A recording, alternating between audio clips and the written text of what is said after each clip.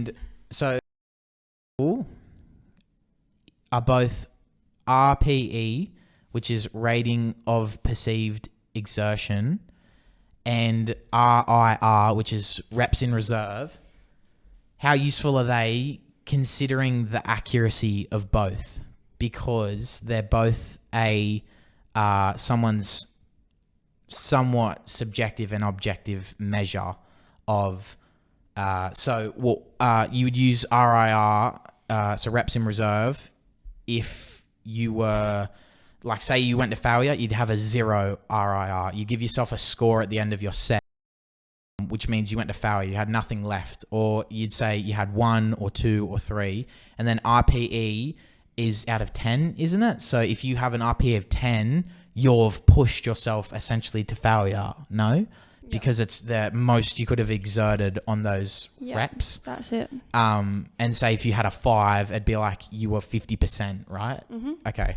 How useful are both of those considering like the accuracy? Because I see them everywhere now on TikTok. People going, oh, like I get it's more of a powerlifting thing, I think, but I've seen even like Ryan Dewars do it as well, and they go on about like, oh, like this is my flies with RIR of 2 or something, and whatever. And for me, I just don't really understand. Maybe it's because it's more of an advanced thing, and maybe I just don't, because I don't do it myself. Maybe I just can't understand it for that reason. But how could you go like, because you're always going to failure mostly, right? You go to, at least I'd go to when I can't do really another rep really. So does that mean I'm always doing an RPE of 10 and RIR of 0? Probably not. I'd reckon they'd say no. But like, I don't get it then. I don't come up with these numbers that they come up with. You know what I mean? I think you just have to know your body really well. You have to be really experienced and know your body really well to know that you've only got 2 RIR. For example. Yeah. Like you have to know what your absolute threshold is to know when you're below that. But even then, I feel like there's a very, very small percentage of people who lift that know.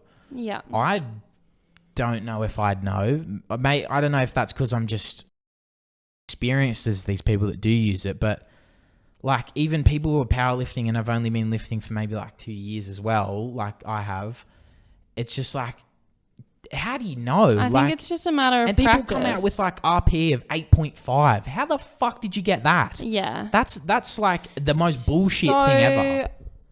RPE isn't the same as when someone says do like 75% of your 1 rep max. RM. Yeah. Is that the same thing or not? I don't think so. I think it's just giving 85. See, I don't get it. In that regard, I'm not sure. Maybe around the whole do 80% of your 1 RM. If that's what it means, then that's a bit, yeah, that's better. But if it doesn't mean that, then I'm not too fond of RPE. I know they teach you that in PT school.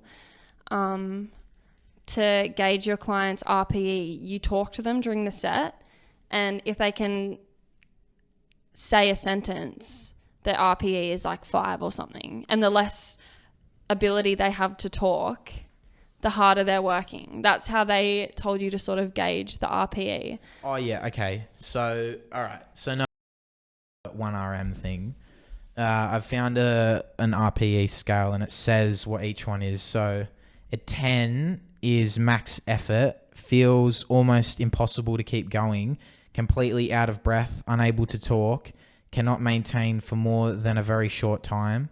9, very hard activity, very difficult to maintain exercise intensity, can barely breathe and speak only a few words. And then say if we went to 4 to 6, moderate activity, breathing heavily, can hold a short conversation. Tables that go into that. That's silly, but because you couldn't talk to me even if I was doing kind of not that hard. Yeah.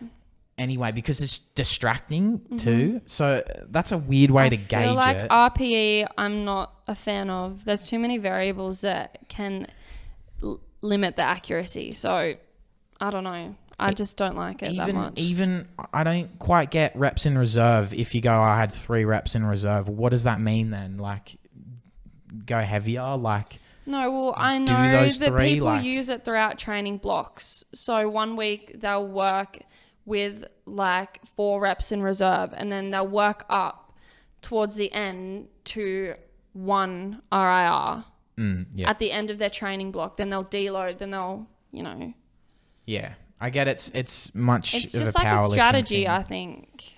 Yeah, look, there'd be definitely like some good reasoning behind it, but can it be used to track progressive overload? I guess so, but if you did 5 RIR, right, and then you do the next week the same exercise, you do 4, well, you could have done 4 the week before, no? Because you had 5 reps in reserve and you've shortened it to 4. You know what I mean? I'm just confused. I don't really understand that, but maybe they mean it in the sense that you do it with 5 RIR. Next week, you increase the weight, so you've only got 4 reps in reserve. Yeah. Look, I don't understand it too much. I reckon it's overcomplicating things. Not done it, a lot. But yeah, I feel like it's very extreme, and if there's a purpose behind it that's actually reaping results for someone, I guess use it as a strategy, but I wouldn't bother. maybe if you know yourself that well and you're a powerlifter and whatever, and it's a strategy that they just use, I guess. But for virtually anyone else that goes to the gym, I don't see a purpose to it at all. I suppose maybe some people don't want to be training to failure every time though.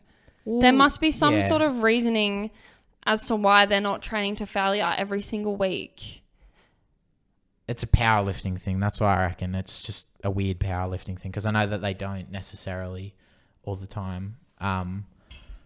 Because you could just say, all right, I won't train to failure, but like you could do, I don't know. I'm really confused with how they effectively work, essentially. We should probably have looked it up.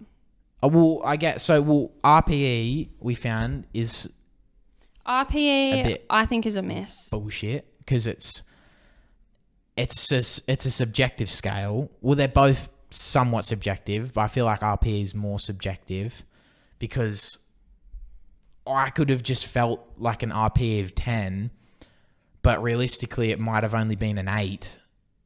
But maybe I don't know. It's maybe I'm just exaggerating how exhausted I am or something. You know what I mean? Like it's. Yeah, I don't know. I don't really get it as much. I feel like. I don't really know how people. I get it's an estimate. I get people are estimating, but when I see people go, oh no, that was like an 8.5 RPE and stuff, it's like bullshit. How do you know? If you don't know your 1 RM for an exercise, but you still want to make sure that you progressively overload, you can use rest and reserve. So RIR. Yep. Okay. So wait, say it again. So if you know your 1 rep max. No, so if you don't know what your 1 RM is, yeah, but you still want to work on progressive overload, you can use RIR to sort of gauge where you're at. Okay. Except then I don't see how that works, because if you're using RIR, you'll be doing a set with anywhere from what? I'm guessing the very lowest 3 to 12 reps. How is that going to calculate? No, that's what I mean. Actually, wait. So if you have 1 RIR, how is that going to help you calculate what your 1 RM is, unless you're only doing 1 rep of it, 1 or 2 reps? Do you understand what I'm saying? Yeah, it's confusing. And wouldn't progressive overload be better seen in like virtually any other aspect? Like say you do 3 sets of 8 of bench press, and on the 8th rep is literally like with maybe 1 rep in reserve or something, you at the most really, or 0 essentially, because you want to go to or virtually nearly failure, right? then wouldn't progressive overload be seen in you the next week doing an extra rep in each of those sets? Which if you went to 0, then like, see what I mean? Like, why not then just always go to 0 if that's the case? Or, you know, or it would be seen in adding weight and dropping the rep range down, like other ways, not this RIR stuff as well. Like, I don't quite understand. Get it. It's just weird. This is a prime example of, like, I love the optimal boys and stuff and whatever, but that's a prime example of, like, that's just fucking confusing, to be honest with you. This whole RPE, RIR stuff has just gone over my head big time. RPE, I find, is an easy one to be like, that's just rubbish, a bit stupid. Yeah. RIR is very confusing, and I feel like I wouldn't worry if you're not into that, because you can still get really good results not calculating your RIR. Just go to failure. Yeah. And just keep progressively overloading on weight or intensity or reps. Yeah. You know, you don't have to do that sort of stuff. Yeah. That's really advanced. Yeah, very. And I feel like it's one of those things, if you've got an RIR of 4, your perception of it could be way off. Like, you could think 4. 4's like a fair amount to keep in your bank. You might end up figuring out, if you actually try to go for it, you get to 4 and you go, I can do like another there's 4. a lot of room for error. So there's a lot of room for error, I feel like, with it, especially when you're doing big ranges as well, like big numbers. Maybe if you're saying 0 and failure, I suppose, but yeah, there's lots and lots of room for error in that case. So people they don't read off their plan and go, oh, I have to do 3 sets with 4 RIR. No. They'll do their sets and go, oh, I had 4 RIR. So they know that next time they can increase the weight. Is that correct? No. So that's so right. No, well, somewhat, but I'm saying it's more in terms of, I guess it's easy to understand where you say you did a top set of bench press, 8 reps, and the week you did it, for the first time, you had an RIR of 0, right? You went and you failed pretty much. This is what I just said. But then you go to do it the next week, you do 8 reps again for it on your top set, but then you felt like, you could have had another rep in you. Yeah. Then your RIR is increased to 1. Yeah, that's what I was just saying. Yeah, well, you wouldn't, yeah. So you wouldn't go in before the gym and go, do these to an RIR of like 5 or... Yeah. Yeah, that's because you'd be way off. It's just a measure you use afterwards of intensity. Yeah. So you know when you need to increase the weight or not. Yeah. Wow, we've learnt some things. Amazing. And he said RPE is more for strength, but I'm going to say RPE is pretty useless, to be honest. Yeah. Just, you don't have to give yourself a numbered score. You can just say, shit, that was hard, or, oh, that wasn't too bad. Yeah. Either one. Okay, so RIR, that makes sense now. So it's just an additional little tool you can use to know when you can continue overloading. Yeah, I guess, but then it's still inaccurate to an extent, because your perception could be wrong. Like, if you then went to do that rep, you might find that, oh, actually, no. Like, it can feel that way, but then your perception can be off. Like, yeah, 100%. So 100%. Back to the real question is, like, how useful they are considering their accuracy. I'd say RPE is not that useful. Like, you don't have to give yourself a score of how hard it was. You just, like I said, it was either hard or it was all right, or it wasn't too, like, it was pretty easy, or it was somewhat hard. But RIR, yeah, again, I'm going to stick with, if you're in the general public, no, don't bother. Like, it's... Yeah, I guess so. If you want to, there's other ways to track progressive overload, I feel like, than RIR. So I have to agree. I don't think either of those are greatly useful. Yeah. For just a general gym population. Handy tool, I guess, but you've got to know RIR, your shit. RIR is useful for those who are training for a specific purpose. Yeah. But for everyone else, to get stronger or improve quicker, I'd say. Yeah. If you're looking at an 8-week, 12-week training block with someone, they'll probably give it to you because they've only got so long to get you to a certain point.